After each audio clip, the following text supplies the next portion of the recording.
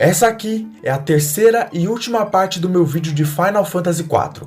Nessa parte eu irei concluir toda a história do jogo. Apenas recapitulando, o último vídeo terminou com os heróis recebendo a chave de magma do Caim, que deveria ser jogada em um certo lugar para que assim ela os levasse ao subterrâneo para eles procurarem pelos cristais negros. Os heróis, sem saber para onde ir, foram de cidade em cidade até encontrarem esse tal lugar, até que eles chegaram em um poço bem suspeito da cidade de Agart. Eles acabaram jogando a chave lá dentro e de repente a passagem para o subterrâneo acabou abrindo dentro de uma montanha. Agora, como eu ia saber que eu teria que jogar uma chave dentro desse poço específico, aí eu não sei. Eles entram dentro desse buraco com o dirigível, só que eles acabaram entrando no meio de um fogo cruzado entre os dirigíveis de Baron e o exército do subterrâneo. Cid tenta fazer um pouso forçado no meio de tudo isso, mas mesmo assim eles acabam sendo atingidos pelos dirigíveis e pelos tanques ao mesmo tempo. Por sorte, eles acabaram caindo perto de um castelo e conseguiram buscar refúgio por lá. Dentro do castelo, eles se encontram com o rei dos anões chamado Guioth. Cécio questiona o rei sobre os cristais negros, e o rei lhe diz que 2 dos cristais já haviam sido levados.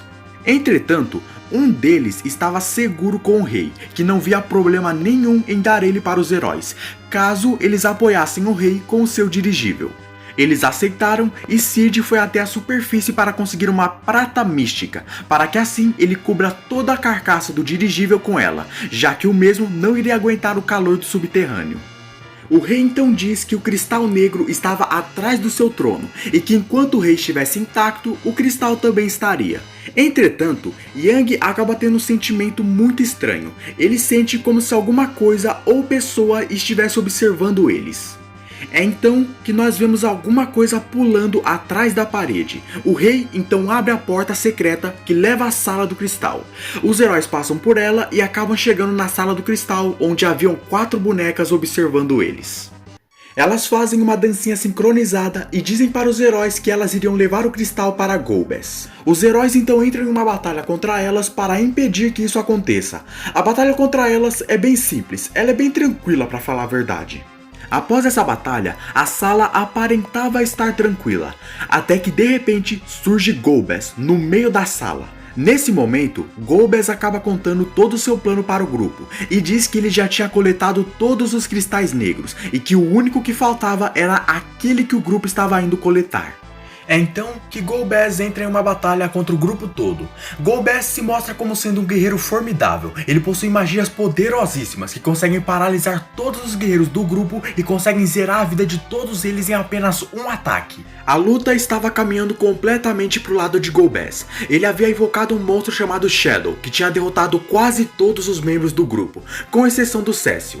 Entretanto, no meio da luta, acaba surgindo um dragão branco, que dá um golpe fortíssimo em Golbez e acabou derrotando Shadow. É então que, surpreendentemente, Rydia acaba surgindo no meio da batalha, mas ela estava muito diferente. Agora ela estava com muito mais vida e tinha invocações muito mais poderosas, sem falar, claro, na sua aparência, que tinha passado de uma menina para uma mulher. Com a ajuda de Rydia, os heróis conseguiram derrotar Golbez, e após a batalha, os heróis questionam Rydia sobre a sua aparência ter mudado e sobre ela ter ficado mais poderosa. Rydia então diz que quando ela foi sugada pelo Leviatã, ela foi levada para a Terra dos Monstros Invocadores, que era tipo um lugar onde todos os monstros que eram invocados em batalha viviam.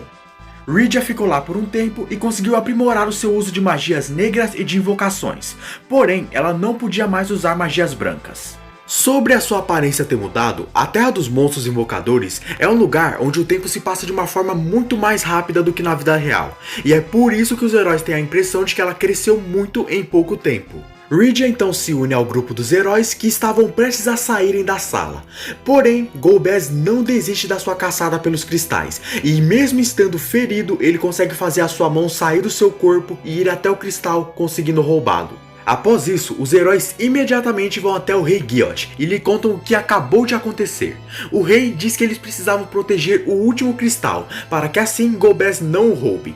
Entretanto, o último cristal estava escondido em uma caverna selada ao noroeste daquele castelo, e eles só conseguiriam entrar naquela caverna com uma chave escondida na Torre de Babel. Guiote então tem um plano para distrair o exército de Barão com seus tanques enquanto os heróis invadem a Torre de Babel. Eles aceitam esse plano e colocam-no em prática, assim conseguindo entrar dentro da Torre de Babel. A Torre de Babel se trata de uma enorme torre onde o doutor chamado Lugai se escondia. Ela era composta de inimigos perigosíssimos por toda a parte e o seu tamanho ajudava na dificuldade dessa parte. Mas com muito esforço, os heróis conseguem chegar no topo da torre, onde eles se deparam com duas figuras desconhecidas conversando. Eles se escondem e decidem escutar a conversa entre os dois. A primeira figura se tratava do Dr. Lugai, junto de um homem de vestes vermelhas chamado Rubicante. Rubicante estava prestes a sair da torre, deixando o lugar para cuidar da mesma. Infelizmente, o doutor consegue perceber os heróis escondidos e acaba confrontando-os com um robô criado por ele chamado Balnabi. Os heróis conseguem derrotá-los sem muito esforço e conseguem a chave para a caverna. Só que antes de morrer, Lugai diz para os heróis que ele iria destruir os anões do subterrâneo com seu super canhão. O canhão de Lugai era um canhão de luz poderosíssimo que seria usado naquele momento para explodir a Torre de Babel com os heróis dentro dela. Sabendo disso, todos saíram correndo até a sala de controle, para que assim eles tentassem impedir que isso acontecesse. Chegando lá, eles viram que o canhão era controlado por 3 anões que os atacaram. Os heróis conseguem derrotá-los, mas antes de morrerem, os anões conseguem ativar o canhão. Em um ato desesperado para salvar o grupo todo, Yang joga todos para fora com um tapa e ataca o canhão com um golpe de karatê. Dessa forma, Yang consegue impedir que o canhão exploda, mas em contrapartida, ele acaba falecendo. Os heróis até tentaram abrir a porta para impedi-lo, mas eles acabam vendo que não existia mais o que fazer. A única coisa que lhes restava era sair da Torre de Babel o mais rápido possível. Entretanto, quando os heróis estavam saindo pela ponte que ligava a terra com a torre, os heróis escutaram a voz de Golbez, que em um piscar de olhos consegue destruir a ponte, fazendo assim com que os heróis caíssem. Os heróis começam a cair de lá de cima, mas no último segundo, Cid aparece com seu dirigível e consegue resgatá-los antes que eles caiam. Cid logo percebe que Rydia estava no grupo e que Yang não estava com eles. Cécio então explica para ele tudo o que aconteceu. Mas é então que de repente, diversos dirigíveis de Barão começam a ir atrás dos nossos heróis. Cid faz o seu dirigível ir mais rápido, mas nem com seu dirigível na maior velocidade possível eles conseguiram despistar os dirigíveis de Barão, que eram muito mais rápidos. Pois aparentemente, Golbez havia feito alterações nos dirigíveis de Barão, fazendo assim com que eles ficassem muito mais rápidos. Se o dirigível dos nossos heróis fosse mais rápido, ele provavelmente iria explodir. É então que Cid tem uma ideia para despistar os dirigíveis de Barão. Ele leva o dirigível até a saída do subterrâneo e pula do dirigível para explodir uma bomba bem na entrada da caverna, fazendo assim com que ela fosse tampada por diversas rochas. Cid se sacrificou pelo grupo todo, e dessa forma os heróis conseguiram sair enquanto os dirigíveis de Barão ficaram dentro do subterrâneo.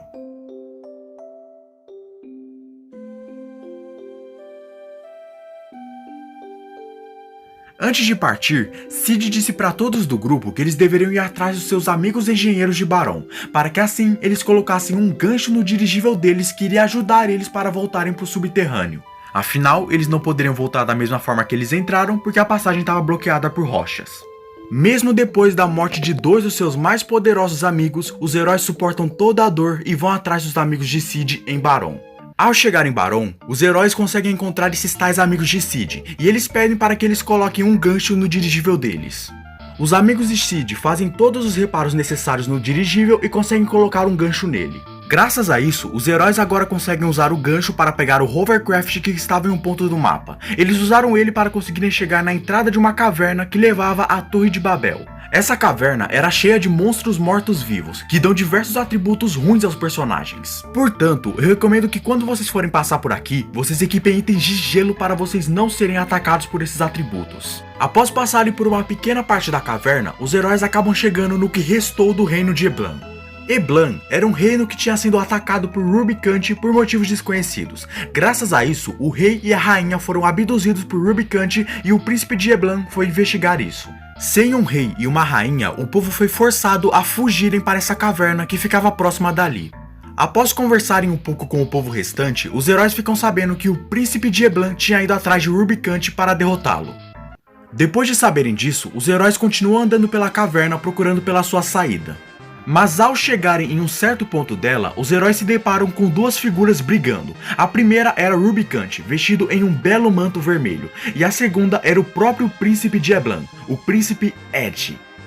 Edge tentou lutar contra Rubicante usando fogo, porém o fogo não causava dano algum em Rubicante. Pelo contrário, ele aumentava a sua vida. Bastou apenas um ataque de Rubicante para que Edge caísse no chão. Após a luta entre os dois, Rubicante se transforma em uma chama e vai embora. Os heróis se aproximam de Edge e Rosa o cura. Após isso, Cécio apresenta todo o grupo para Edge e lhe conta todo o plano deles. Dessa forma, ele consegue convencê-lo a ficar no grupo e lutar com eles para eles conseguirem o cristal juntos. Após isso, Edge se une ao grupo. Edge é um personagem bem fraquinho. No início, ele só tem 790 de vida, então ele pode morrer para qualquer coisa. Entretanto, ele é o único personagem do jogo que tem acesso ao ninjutsu, que no caso são um conjunto de magias que só os ninjas conseguem utilizar. Além disso, ele também possui uma shuriken e consegue dar 2 ataques ao invés de um. E ele também consegue atravessar paredes, o que faz com que ele e o grupo consigam entrar na Torre de Babel. A Torre de Babel não é uma parte difícil, ela tem monstros desafiadores, mas os heróis conseguem passar por ela com bastante facilidade. Mas essa facilidade toda só dura até eles chegarem em uma parte central da torre, que no caso era onde ficava a Sala dos Cristais, que era protegida por uma porta. Só que na entrada dessa sala estavam o rei e a rainha de Eblan, que tinham sido abduzidos por Rubicante. Edge fica muito feliz em vê-los, mas ele percebe logo que tinha alguma coisa de errada com eles. É então que o rei e a rainha se transformam em 2 monstros. O Dr. Lugai tinha os transformado em monstros, e agora eles precisavam lutar contra eles. Os heróis lutam contra os reis, enquanto Edge tenta fazê-los voltar à consciência. Os reis também lutam contra os heróis. Uma batalha sangrenta é travada entre todos. Até que em um certo momento, os reis conseguem a sua consciência de volta, e eles começam a dialogar com Edge e param de atacar os heróis.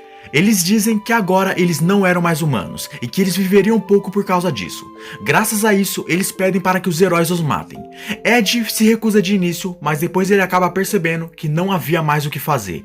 Sem ter outras opções, Edge mata os próprios pais para livrá-los do seu sofrimento. Após a morte de seus pais, Edge acaba caindo em prantos. É então que no meio do seu sofrimento surge Rubicante. Edge era um ninja que conseguiu seus poderes em momentos de fúria, e com a morte dos seus pais ele adquiriu as magias Dilúvio e Trovão. Rubicante desafia os nossos heróis para uma batalha. Entretanto, ele queria uma batalha justa e acaba recuperando toda a vida e mana dos nossos heróis, para que assim eles dessem o melhor de si. Rubicante se demonstra como tendo magias fortíssimas, e o seu manto era capaz de converter o dano de fogo causado nele em vida. Mas mesmo com tudo isso, ele não foi capaz para os nossos heróis, que acabaram derrotando ele com muita facilidade. Após a batalha, Rubicante diz que admira a força dos heróis e acaba indo embora. Os heróis entram dentro da Sala dos Cristais, mas infelizmente aquilo era uma armadilha, e eles acabaram caindo para o subterrâneo novamente. Felizmente, eles conseguem encontrar um novo dirigível no subterrâneo. Edge sugere que eles o roubassem, e todos aceitaram. Rydia sugere que o nome dele seja Falcão, e novamente todos aceitaram. Com esse dirigível em mãos, os heróis vão até o castelo dos anões para falarem com o rei. Chegando lá, Guillot avisa a todos que Golbez estava tentando entrar na caverna selada para pegar o último cristal negro. O rei então chama pela sua filha e pega o colar dela. Depois disso, ele dá o colar para todo mundo e diz que aquela era a chave para entrar na caverna e que eles precisavam proteger o último cristal a todo custo. Os heróis pegaram a chave e decidem ir para a caverna. Entretanto, o Falcão, apesar de ser um dirigível ótimo, ele não conseguia andar pela lava, e graças a isso, os heróis não conseguiram chegar até a caverna. O rei então sugere que eles vão até a enfermaria falar com Cid. Isso mesmo, o Cid conseguiu sobreviver à explosão que ele deu em si mesmo, e estava se recuperando. Todos vão ao seu encontro e Cécio lhe explica toda a situação. Com isso, Cid se levanta da cama e com a ajuda de seus anões, ele vai até o encontro do Falcão para arrumá-lo, e o que acaba gerando uma cena bem engraçada para falar a verdade. Depois de arrumar o falcão, os heróis conseguem andar por cima da lava, e com isso eles conseguem chegar nessa tal caverna selada. Cécio usa o colar da garota na porta e ela abre. A caverna selada é um lugar cheio de armadilhas e monstros perigosíssimos. Alguns deles conseguem até mesmo tirar completamente a vida dos jogadores em uma porrada. A caverna também possui diversas portas brancas por todo lado, mas essas portas na realidade são monstros armadilha, que atacam os heróis quando eles vão abri-las. Então tome muito cuidado quando você for passar por aqui. Após uma longa caminhada pela caverna, passando por muitas porta-armadilhas, os heróis conseguem finalmente chegar na Sala do Cristal. Aquela sala só tinha uma armadilha de início e não aparentava ter muita segurança fora isso. Os heróis conseguem entrar na sala e sem nenhuma dificuldade eles conseguem coletar o último cristal negro. O último cristal que faltava para Golbez conseguir chegar na lua. Mas é então que quando eles estavam saindo da sala, a parede começou a tremer, e eles não sabiam por quê. Eles então descobrem que a parede do local era um sistema de segurança, e eles começaram a lutar contra ela antes que ela os esmague. A batalha contra a parede é incrivelmente fácil pra falar a verdade. Ela não tem ataques especiais nem nada do tipo. Ela só fica se aproximando e quanto mais ela se aproxima, mais ela te ataca. Eles conseguem derrotar a parede e após fazerem todo o percurso para saírem da caverna, eles finalmente estavam na entrada dela. Mas é então que a sala onde eles estavam começa a ser dominada por uma estranha voz. Aquela era a voz de Golbez, que estava ali para roubar o último cristal negro. Golbez consegue controlar a cabeça de Caim com a sua voz, fazendo assim com que Caim fique sob seu controle. Caim então rouba o cristal das mãos dos heróis e foge da caverna, mesmo com todos tentando impedi-lo e fazê-lo voltar à consciência. Os heróis imediatamente vão até o rei para contar o que havia acontecido, e o rei não teme a situação, pois ele disse que aquilo só estaria acontecendo se a lenda da grande baleia fosse real. Todos ali ficam confusos com o que ele disse, mas após o rei falar a primeira frase da lenda, Cécio se lembra da lenda de Missídia que ele escutou pelo sábio. Pelo rei Giot viver no subterrâneo, ele nem ao menos sabia que a cidade de Missídia realmente existia. Isso significa que a lenda da baleia existe em todos os países e reinos, independente de onde for. O rei diz que eles precisavam ir até Missídia urgentemente, pois eles precisavam invocar essa baleia para chegarem na lua antes de Golbez. Entretanto, a entrada para o subterrâneo estava bloqueada e eles não poderiam subir pela Torre de Babel. Só que felizmente, Cid aparece e diz que ele poderia resolver essa situação colocando uma broca na ponta do falcão. Dessa forma, eles conseguiriam quebrar a entrada e subirem para a superfície. E é exatamente isso que ele faz com a ajuda de alguns anões. Graças a isso, os heróis conseguiram finalmente quebrar a entrada do subterrâneo e vão diretamente ao reino de Missídia.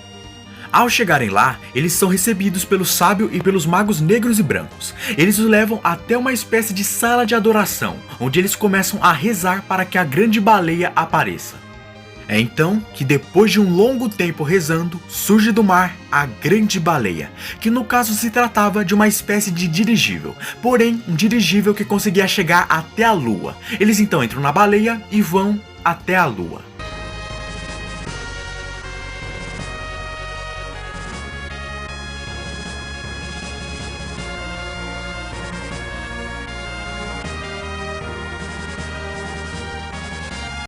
A lua era um lugar relativamente pequeno, mas em contrapartida, ela tinha muitos inimigos que são ótimos se você quiser upar por um tempo.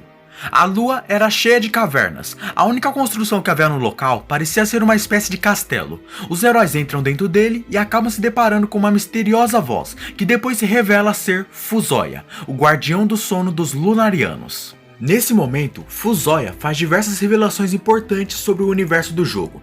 Há milênios atrás, havia um planeta entre Marte e Júpiter que foi destruído. Os sobreviventes desse planeta acabaram indo até a Terra, e lá eles conseguiram criar uma segunda lua, que era onde eles dormiam. Ou seja, no universo de Final Fantasy IV, existem duas luas, a primeira sendo a lua que nós conhecemos, e a segunda sendo a lua criada pelas pessoas que vieram deste planeta destruído. Graças a isso, essas pessoas ficaram conhecidas como Lunarianos. Fuzoya também revela que existia um homem que queria ser mais poderoso e que queria controlar todos. O seu nome era Zemus. Zemus então começou a controlar Golbez para fazê-lo roubar os cristais. Zemus controlou Caim, Zemus controlou Rubicante e Zemus estava por trás de tudo que aconteceu esse tempo todo. Mas o pior ainda estava por vir. Fusoya diz que Zemos queria a energia dos cristais para poder reativar a Torre de Babel, para que assim ele possa despertar o Gigante de Babel, para aniquilar toda a vida na Terra. Ou seja, esse tempo todo, a Torre de Babel na verdade tinha um gigante dentro dela, e Zemos estava controlando todos para pegarem os cristais e fazerem esse gigante acordar, para que assim ele destrua o mundo todo. Fusoya também revela a origem da Grande Baleia. Ele diz que o irmão dele, chamado Cluya, tinha construído-a para ir ao planeta azul, e chegando lá ele começou a ensinar os humanos a como construírem seus próprios dirigíveis, tanto que o próprio Cid tinha usado os escritos dele para aprender a fazer dirigíveis. Cluya tinha se apaixonado por uma mulher terráquea e acabou tendo 2 filhos, um deles era Cécio. Ou seja, Cécio era filho de um Lunariano com uma humana. No caso, Fusoya era tio de Cécio. Então, isso significa que aquela luz no Monte Ordals que chamava Cécio de filho se tratava de Cluya, o pai de Cécio. Cécio fica chocado ao saber dessa notícia. Ele percebe que o seu pai tinha dado-lhe o poder de um paladino, para que assim ele acabe com Zemos e a sua maldade. Fusoya diz que eles precisavam voltar para a Torre de Babel, para que assim eles possam impedir que o Gigante de Babel apareça e poderem salvar o mundo. Fusoya então se une ao grupo e os heróis vão até a Torre de Babel. Mas infelizmente, já era tarde demais. O Gigante da Torre de Babel finalmente tinha acordado. Ele era enorme, cada passo que ele dava fazia a terra tremer. Ele sai da torre e começa a destruir tudo que existe à sua volta. Esse era o fim para os nossos heróis. Mas é então que aparece uma esperança. De repente, diversos tanques começam a atirar no gigante. Eles eram liderados por ninguém mais e ninguém menos do que Gioth, o rei dos anões. E pasmem, Yang, sim, Yang sobreviveu ao ataque suicida que ele deu no canhão. E agora ele estava lutando junto com os nossos heróis. Haviam muitos dirigíveis do lado direito do gigante que também estavam atirando nele. Esses dirigíveis eram liderados por Cid, o sábio de Micídia e pasmem, Palon e Poron. Sim, o sábio conseguiu remover a petrificação deles, fazendo assim com que eles voltassem à vida. Além deles também havia Edward em um dirigível atirando no gigante. No meio de tudo isso, Cécio chama por Cid que vai ao seu encontro. Todos os heróis entram no dirigível de Cid e Cécio pede para que ele vá até a boca do gigante, para que assim eles possam derrubar o núcleo dele. Os heróis começam a caminhar dentro do corpo do gigante. Cada andar era uma parte diferente do seu corpo. Os heróis conseguem chegar no pulmão do gigante, e é então que de repente surgem 4 poderosos demônios, que se tratavam dos 4 demônios que os heróis enfrentaram durante a sua jornada para pegarem os cristais. Milon, que atacou eles no Monte Ordals, Kainazo, que havia assassinado o rei de Baron e atacou eles no castelo de Baron, Valvalis, que atacou eles quando a torre de Golbez estava desabando, e Rubicante, que sequestrou os reis Geblan e atacou os heróis na Torre de Babel. Os 4 entram em batalha contra os heróis. A batalha contra eles é muito difícil se os seus heróis não estiverem muito evoluídos, então eu recomendo que vocês peguem um pouco de experiência antes de virem pra cá, mas se vocês estiverem com níveis muito altos, então a batalha se torna relativamente fácil. Depois dessa batalha, os heróis finalmente conseguem chegar no núcleo de controle do gigante. Esse núcleo era protegido por 2 esferas, uma de defesa e outra de ataque. A esfera de defesa deve ser destruída primeira, caso contrário a de defesa irá reviver as outras, fazendo a batalha se estender muito mais. Os heróis conseguem finalmente explodir o núcleo do gigante, fazendo assim com que ele parasse imediatamente. Após isso, os heróis são surpreendidos por Golbez, que estava furioso por eles terem atrapalhado seus planos. O mago Fusoya vai até Golbez e faz uma magia para fazê-lo acordar para a realidade, mas a magia é tão forte que Fusoya acabou caindo no chão. Após a magia, Golbez retoma sua consciência, mas ele não estava entendendo nada. Fusoya disse para ele revelar o nome do seu pai, e Golbez, sem entender nada, acaba dizendo Cluya. Ou seja, esse tempo todo, Golbez era irmão de Cécio. Após saber disso, Golbez acaba ficando extremamente ressentido por ter lutado contra o seu próprio irmão. Em um ato de fúria, ele vai atrás de Zemos para acertar as contas com ele. Mas Fusoya lhe chama e diz que Zemos era um Lunariano como ele, então ele também deveria ir com Golbez. Os dois acabam saindo para fora do gigante. Cécio estava em um estado de choque por conta daquela revelação. Ele não falou nada por alguns instantes. O gigante então começa a tremer e os heróis precisam sair de lá o mais rápido possível, mas ninguém sabia a saída daquele lugar. até que de repente Caim aparece e indica a saída para todos, que imediatamente saem do robô o mais rápido possível. Dessa forma, o gigante acaba explodindo em diversos pedaços. Os heróis se refugiam para dentro da baleia, e lá dentro Rosa conta tudo o que aconteceu para Caim, que entende toda a situação apesar de ter ficado chocado com a revelação de que Golbez era irmão de Cécio. Cécio então vê que eles precisavam ir até a lua para lutarem contra Zemos. Entretanto, ele diz que as duas mulheres do grupo devem ficar na Terra, pois aquela seria uma batalha extremamente perigosa, onde eles não teriam garantia de que conseguiriam sair vivos. Rosa e Rydia se surpreendem de início, mas acabam obedecendo a ordem de Cécio.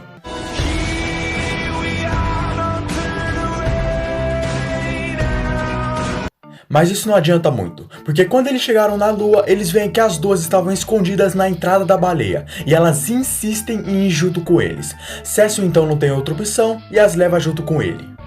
Eles então vão até a Sala dos Lunares, que era tipo um lugar onde os cristais que guardavam o sono dos lunarianos ficavam. Os cristais teletransportam os heróis até o núcleo da lua, que se tratava da última caverna do jogo.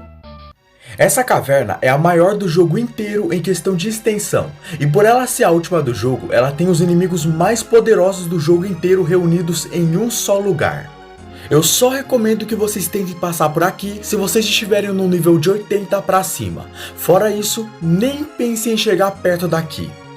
Após passarem por esse pesadelo, que é a caverna, eles finalmente conseguem chegar em Zemos, que no momento estava lutando contra Golbez e Fusoya, que tinham chegado antes deles. Golbez e Fusoya conseguem derrotar Zemos com uma certa facilidade. Zemos ficou no seu lugar sem nem ao menos reagir aos ataques deles. Eles nem precisaram usar as suas magias mais poderosas. Após a sua derrota, todos os heróis vão até eles para parabenizá-los. Fusoya lamenta pela morte de Zemos, afinal ele estava apenas sendo consumido pelo mal. Mas nem tudo é um mar de rosas, pois de repente o corpo de Zemos começa a pegar fogo enquanto uma voz fala com os heróis. Aquela voz era a substância do ódio de Zemos, e o seu nome era Zeromos, também conhecido como o último chefe do jogo. Zeromos usa um ataque que consegue derrubar todos os heróis que estão ali. Os únicos que resistem são Golbez e Fusoya, que vão pra cima dele com as suas melhores magias. Ambos decidem usar a magia Meteo, mas Zeromos consegue absorver o meteoro como vida. Golbez usa a sua magia de cristais, mas ela não causa nenhum efeito nele. Zeromos usa apenas um ataque, um único ataque que já foi suficiente para derrubar os dois heróis. Golbez e Fusoya caem no chão, enquanto todos os outros também tinham caído. Enquanto isso, na Terra, o sábio de Mysidia tinha reunido todos que estavam ali para que eles rezassem juntos pela vida dos heróis. E é então que todos da Terra começam a rezar pela vida dos heróis juntos, o que resulta em um momento extremamente bonito. Cécio se levanta muito enfraquecido por causa do ataque de Zeromos, mas ele consegue ir até o seu irmão Golbez, que mesmo muito fraco consegue lhe dar o seu cristal. Cécio entra em uma batalha contra Zeromos, o que resulta, na minha opinião, na cena mais linda do jogo inteiro. Cécio era o único que estava vivo do grupo todo, ele estava extremamente enfraquecido, mas a oração dos amigos de Cécio começaram a afetar a batalha. Os primeiros que aparecem são os gêmeos Palom e Porom, que revivem todos do grupo, mas ainda deixando eles muito enfraquecidos. Depois, eles recebem orações de Edward e do espírito de Telá, que consegue recuperar a vida de Rydia e de Rosa. Depois, eles recebem orações de Yang e Sid, que recuperam a vida de Ed e de Caim. E por último, eles recebem orações de Golbez e Fusoya, que recuperam toda a vida de Cécio. Antes de partir, Golbez diz: "Querido irmão, permita que o seu sagrado poder permaneça com o cristal." Dessa forma, toda a vida dos heróis estava recuperada, e eles estavam prontos para a batalha. No meio da batalha, Cécio se lembra das palavras do seu irmão, e ele consegue jogar o cristal em Zeromos, e isso faz com que Zeromos revele a sua verdadeira forma. A batalha contra Zeromos é extremamente difícil, ele possui magias poderosíssimas e tem a maior vida de todos os inimigos do jogo. Os heróis precisam de muita força para derrotarem esse monstro. Os magos atacam com as suas magias mais poderosas, enquanto Cécio, Ed e Caim atacam incessantemente. Os heróis têm ali a chance de salvarem o mundo, mas eles só vão conseguir fazer isso se jogarem corretamente usando os ataques corretos, e eles precisam manter a sua calma. A batalha parece ser impossível, mas eles conseguem. Eles conseguem finalmente derrotar o maior inimigo do jogo. Antes de morrer, Zeromos diz que ele jamais iria morrer enquanto houver ódio no coração das pessoas, e ele finalmente desaparece.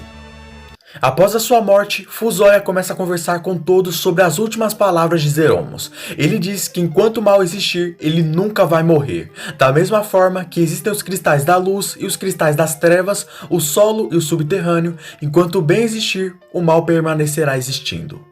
Depois dessa lição, Fusoya diz para todos que ele iria voltar ao seu sono, mas antes de ir, Golbez pede para ir junto com ele, pois caso ele voltasse para a Terra, ele poderia gerar um transtorno, o que certamente não era de sua vontade.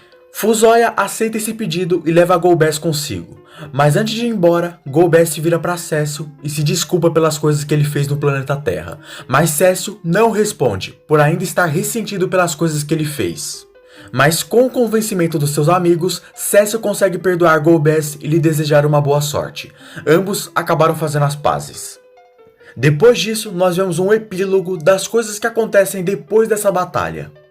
Palom e Porom estavam prestes a aprenderem uma lição com o sábio, mas Palom não estava no momento, porque ele estava chavecando uma mina, e Porom teve que buscar ele. Ed se torna o rei do reino de Eblan. Rydia passa a viver no subterrâneo com Leviatã e alguns magos. Yang se torna rei de Fabul junto com a sua esposa, que se tornou a rainha de Fabul. Edward começa a reconstruir o castelo de Dancian com a ajuda de alguns companheiros. O rei Giot estava reconstruindo o castelo dos anões com seus soldados, até que um anão diz para ele que eles estavam sem materiais de construção. O rei então diz para eles usarem os tanques, até porque eles não planejavam uma nova guerra. Caim estava treinando antes de voltar para Baron, e a última cena do jogo nos mostra Cécio e Rosa se casando. Cécio agora era rei de Baron e Rosa era rainha de Baron. Todos os reinos iriam lutar para manterem a paz, para que assim Zeromos nunca mais volte à vida.